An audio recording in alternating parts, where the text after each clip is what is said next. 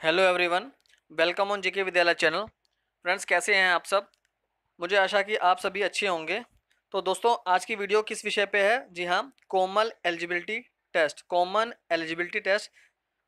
दोस्तों, मैं आपको बता दूं कि गवर्नमेंट ऑफ इंडिया ने आज ही एक नया डिसीजन लिया है कि जितने भी पहले गवर्नमेंट जॉब के एग्ज़ाम होते थे, चाहे कि वो रेलवे का हो, एसएससी का हो या बैंक का हो, तो हर एक एजेंसी अपना अलग अलग एग्ज़ाम कंडक्ट कराती थी और उसके बाद क्या कहते हैं कि जो एस्पायरेंट है उसको रिक्रूट करती थी।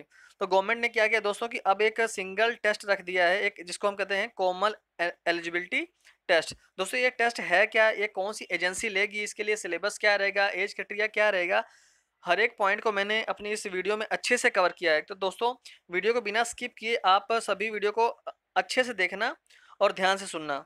फ्रेंड्स, अगर आप मेरे चैनल पे न्यू हैं तो आप उसको प्लीज़ पहले सब्सक्राइब करें, जिससे कि आपको आने वाले हर एक वीडियो की नोटिफिकेशन मिलती रहे। तो चलिए दोस्तों, वीडियो को स्टार्ट करते हैं। तो दोस्तों, क्या है कॉमन एलिजिबिलिटी टेस्ट? क्या है ये? कि जितने भी मतलब कि पहले रिक्रूटमेंट एजेंसी थी, यानी कि रेलवे, एसएससी और आईबीपीएस जो होती थी, रेलवे, आरआरबी, एसएससी और आईबीपीएस, ये अपना अलग अलग एग्जाम कंडक्ट कराती थी दोस्तों। उसके बाद क्या है, सबको या जितने स्टूडेंट थे उसको सेलेक्ट करती थी। अब गवर्नमेंट ने क्या कर दिया है, गवर्नमेंट ने किया है कि अब एक सिंगल एक एजेंसी बनाई है जिसको कहते हैं नेशनल रिक्रूटिंग एजेंसी, एनआरए। ये क्या करेगी दोस्तों, एग्जाम कंडक्ट करवाएगी सभी का, एक सिंगल एग्जाम। सभी क्या होगा, कॉमन एग्जाम होगा, जिसको कहते हैं कॉमन एलिजिबिलिटी टेस्ट। इसी के बेस पे क्या है, हर एक स्टूडेंट्स को क्या है इन डिफरेंट डिफरेंट फील्ड में क्या है सेलेक्ट किया जाएगा। उसके सिलेक्शन के बाद क्या है, वो जो एग्ज़ाम है रेलवे या एसएससी या बैंक अपना अलग से लेना चाहता है तो वो ले सकता है। तो दोस्तों, चलिए चलते हैं वीडियो को आगे देख समझते क्या है। तो ये देखिए दोस्तों कि मैंने कॉमन हाइलाइट्स जो मैंने प्रिपेयर किए हैं, जिसमें कि हर एक पॉइंट को मैंने अच्छे से कवर किया है, तो उसको ध्यान से सुनना और देखना। क्या क्या दोस्तों, सबसे पहले गवर्नमेंट ने एक कॉमन एलिजिबिलिटी टेस्ट रख दिया है, यानी कि एक एलिजिबिलिटी रहेगी कि आप अगर रेलवे में, एसएससी में या बैंक में अप्लाई करते हैं तो आप अलग अलग अप्लाई नहीं करना पड़ेगा, आपको अलग अलग अप्लाई नहीं करना पड़ेगा, ना ही अलग अलग रजिस्ट्रेशन कराना पड़ेगा। आपको एक रजिस्ट्रेशन जो कि 10वीं लेवल या 12वीं लेवल पर करवानी पड़ेगी। उसके बाद आप कोई भी टेस्ट दे सकते हैं, चाहे वो रेलवे का हो, चाहे एसएससी का हो, चाहे बैंक का हो।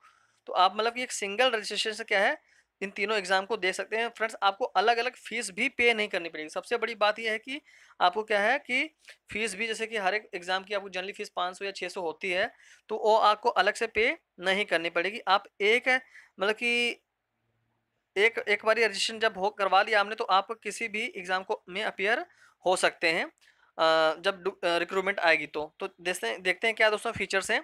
पहले है कि सब गवर्नमेंट ने सबसे पहले नेशनल रिक्रूटिंग रिक्रूटिंग एक एजेंसी एस्टेब्लिश की है, जो कि एग्जाम कंडक्ट कराएगी। दोस्तों, जो सिंगल टेस्ट होगा, ये ए ग्रेड पोस्ट का नहीं होगा, ये ए ग्रेड पोस्ट का नहीं होगा। किसका होगा ये जो सिंगल टेस्ट यानी कॉमन एलिजिबिलिटी टेस्ट किसका होगा, CET test.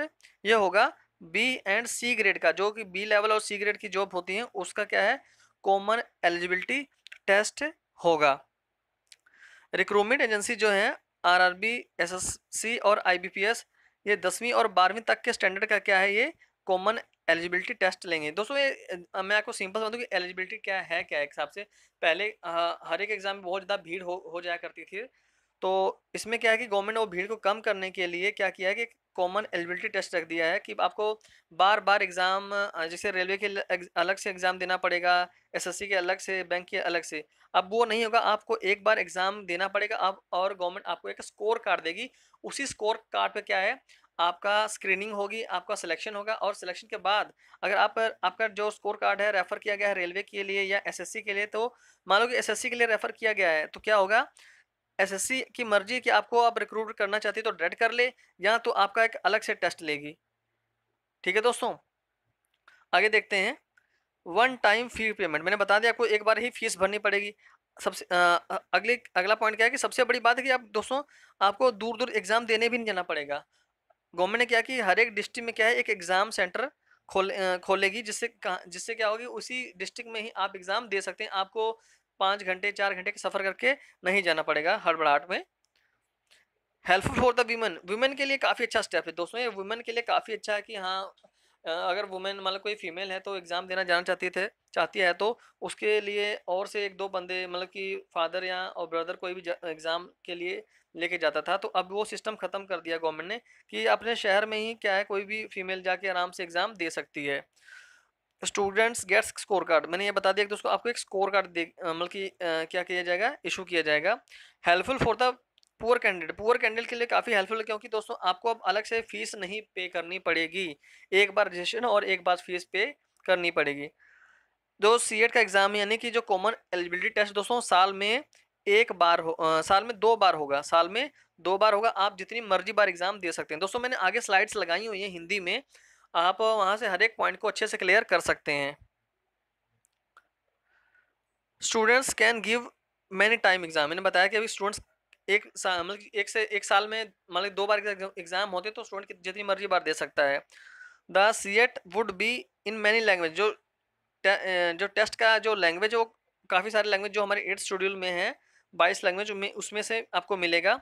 Score card valid for 3 year, जो स्कोर कार्ड आपको जनरेट किया जाएगा वो कब तक के लिए वैलिड रहेगा दोस्तों, वो 3 साल के लिए वैलिड रहेगा। और आप बार बार एग्जाम दे सकते हैं, अगर आपका जो मान लो कि सबसे ज़्यादा स्कोर वाला कार्ड रहेगा वो ही मान्य होगा। दोस्तों ये लिखा हुआ है मैंने कि the best valid score shall be consider for the selection. Relaxation वही रहेगा जो पहले आपको एससी के लिए 5 साल का रिलैक्सेशन मिलता था, ओबीसी के लिए 3 साल का रिलैक्सेशन, वो तो सेम रहेगा। अब देखो कि नो मिसमैच इन एग्जामिनेशन, पहले की मान लो कि मैंने एसएससी का फॉर्म भरा था, उसका मान लो 70th मार्च का पेपर है, मान लो रेलवे का भी 70th मार्च का पेपर आ गया तो मिसमैच हो गया। अब मैं पहले पजल हो जाता था कि पहले रेलवे का दूं या एसएससी का दूं, अब ऐसा नहीं है। आप रेलवे, एसएससी और बैंक के लिए आपके लिए आपका एक ही एग्जाम होगा। आप यानी कि इसमें क्या है कि कोई भी डेट की क्या है डेट क्या है जो मिसमैच नहीं करेगी। ये देखिए दोस्तों नरेंद्र मोदी का ट्वीट आया है कि the national recruiting agency will prove to be boon for the crore, यानी कि सभी यंगस्टर के लिए बहुत बड़ा एक वरदान साबित होगा दोस्तों, क्योंकि इसमें आपके पैसे बचेंगे, टाइम बचेगा। Through the common eligibility test it will be eliminate multiple test and, यानी कि जो काफ़ी सारे टेस्ट होते थे हर एक एजेंसी करती थी वो अब नहीं होंगे। This will also be a big boost for the transparency, इसमें और क्या है, ये काफ़ी ट्रांसपेरेंट एग्जाम होंगे।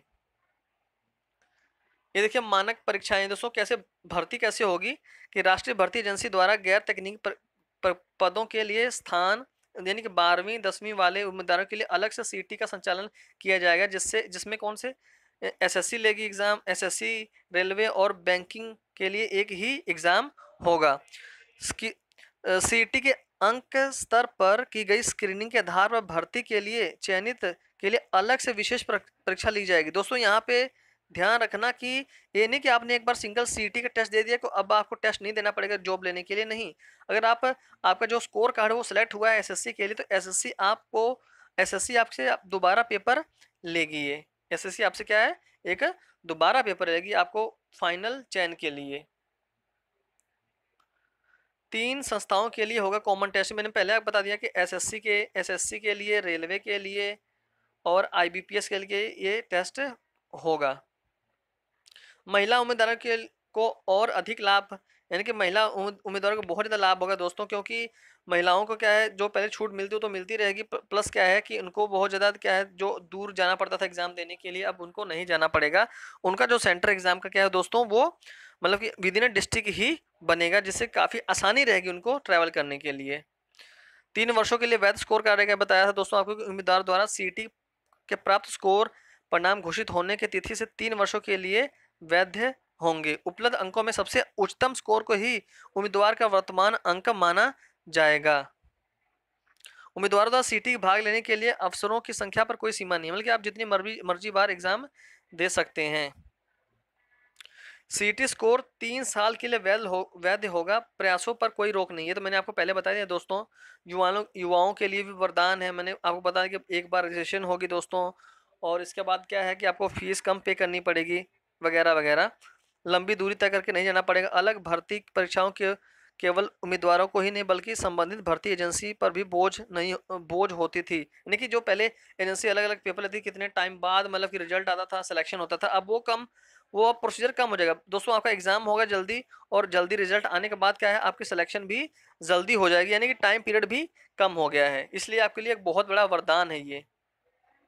तो दोस्तों मैं आपको दोबारा बता दूं कि आपका सीईटी होगा, कॉमन एलिजिबिलिटी टेस्ट होगा। उसमें अगर आपका स्कोर अच्छा आया है, ध्यान समझना दोस्तों, मान लो कि आप सेलेक्ट हो गए हैं आरआरबी के लिए, तो आरआरबी क्या करेगी आपसे एक दोबारा एग्जाम लेगी, उसके बाद क्या है आपका फाइनल चयन होगा उस जॉब के लिए। ऐसा क्यों है दोस्तों कि कई लोग समझ रहे होंगे कि मैंने सीईटी पास कर लिया, मेरा स्कोर आ गया तो मैं अब डायरेक्ट भर्ती हो जाऊंगा। ऐसा नहीं है, आप डायरेक्ट भर्ती नहीं होंगे, क्योंकि मेरे को पता है, ऐसे पता है कि काफ़ी सारे जैसे डिफेंस की जो में इंडियन रेलवे, इंडियन आर्मी हो गया, एयरफोर्स हो गया, मान लो कि इन सभी के लिए तो आप मान लो कि मतलब कि सीटी दे दिए, अब डायरेक्ट थोड़ी भर्ती करेंगे। इसके बाद भी बहुत सारे मतलब कि डिफेंस जॉब के लिए क्या है दोस्तों कि बहुत सारे मानक हैं, बहुत सारे मतलब कि हाइट वगैरह है, फिजिकल होगा, ये सब होगा, उसके बाद ही ना आपको सिलेक्शन मिलेगी। यानी कि आप एलिजिबिलिटी, ये सिर्फ एलिजिबिलिटी टेस्ट है, एलिजिबिलिटी टेस्ट पास करोगे तभी आप क्या है एसएससी का दोबारा एग्जाम दोगे। सो जो सीईटी है दोस्तों क्या है कि एक एलिजिबिलिटी है, इसको जो एलिजिबल कैंडिडेट को पास करेगा वही क्या है एसएससी के लिए दोबारा अपीयर होगा, रेलवे के लिए दोबारा अपीयर होगा, यानी बैंक के लिए दोबारा अपीयर होगा और बैंक दोबारा इनका एग्जाम कंडक्ट कराएगी। तो दोस्तों आपको सिलेबस अभी गवर्नमेंट ने फिक्स नहीं किया कि सिलेबस क्या रहेगा, और सिलेक्शन प्रोसीजर भी अभी प्रॉपर बेस से मैंने मतलब कि गवर्नमेंट ने बताया नहीं है, फिर भी मैंने बता दिया कि ऐसे ऐसे होगा।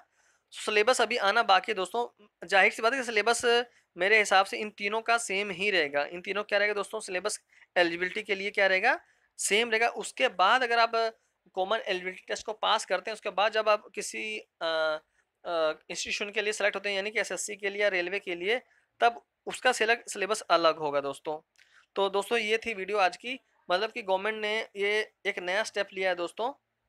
मेन फीचर क्या होंगे कि एक टाइम, जो गवर्नमेंट जॉब की जो सिलेक्शन का टाइम पीरियड कम हो गया दोस्तों, जल्दी जल्दी ये सब काम हो जाएंगे। दूसरा क्या है कि जो अलग अलग पेपर देने पड़ते थे आपको, एसएससी के लिए अलग, रेलवे के अलग, बैंक के अलग, अब ये नहीं होगा दोस्तों, इससे भीड़ घटेगी। हाँ दोस्तों, पर एक और बात है कि ये थोड़ा आपके लिए टफ भी होगा, क्योंकि पहले एलिजिबिलिटी पास करो, उसके बाद फिर एसएससी का एग्जाम दो, फिर रेलवे का एग्जाम दो।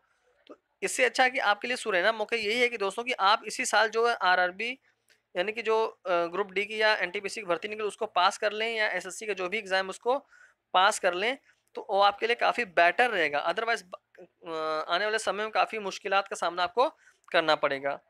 तो ये थी दोस्तों वीडियो। मेरे मेरे को आशा है कि मैंने आपको हर एक पॉइंट अच्छे से क्लियर करवाया है। तो दोस्तों अगर आपको वीडियो पसंद आई है तो उसको लाइक, शेयर और सब्सक्राइब ज़्यादा से ज़्यादा करें दोस्तों, ताकि इस वीडियो को ज़्यादा से ज़्यादा लोग देखें और उनको भी इन्फॉर्मेशन मिले। तो दोस्तों तब तक मिलते हैं दोस्तों नेक्स्ट वीडियो में। Thank you.